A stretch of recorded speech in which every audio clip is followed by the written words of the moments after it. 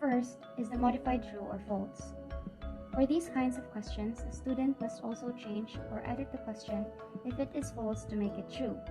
This type of item is more thorough in determining whether students actually know the information that is presented in the false statements. While a student might correctly guess that a statement is false, no credit would be given unless the student could change the statement to a true one by writing the word or words to replace the words that are making the statement false.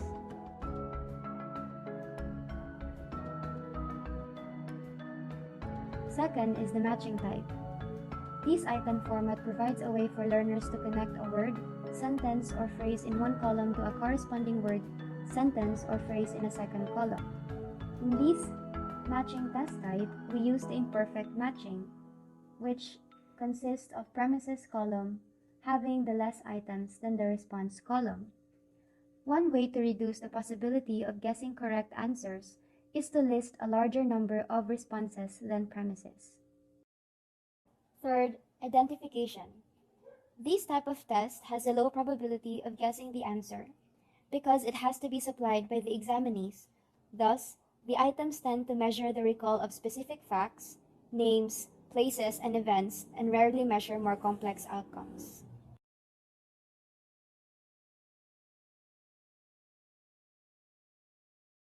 Fourth, fill in the blank or completion test items. Completion items are especially useful in assessing mastery of factual information when a specific word or phrase is important to know. A completion item requires the student to answer a question or to finish an incomplete statement by filling in a blank with the correct word or phrase. In the first item, the students are asked to fill in the blank the name of the maze crafted to imprison a minotaur, which is called a labyrinth. Second, they are asked to fill in the blank the other characteristic of a minotaur. A minotaur is a half-man, half-bull. In question number 2, the students are asked to fill in the name of Daedalus' son. His name is Icarus. This test item is important for it is used to assess the mastery of factual information. The answers in this type of test is important for they are the main characters of the story or they serve as an important setting in the story. Fifth, essay. Essay items permit students to demonstrate achievement of such higher-level objectives as analyzing and critical thinking. They offer students the opportunity to use their own judgment, writing styles, and vocabularies. For instance, in the first question of the essay type, the students are asked if which event or events in the story did they relate in their real life and why. In the second part, they are also asked if which materials or resources they would use to design a flying machine. They are asked to state the materials used and to provide a short definition for it. Lastly is the multiple choice item.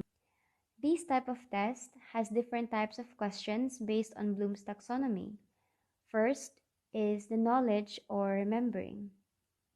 These types of questions test the student's ability to memorize and to recall terms, facts, and details without necessarily understanding the concept. Next is understanding or comprehension. These questions test the student's ability to summarize and describe in their own words without necessarily relating it to anything. Third, application or transferring.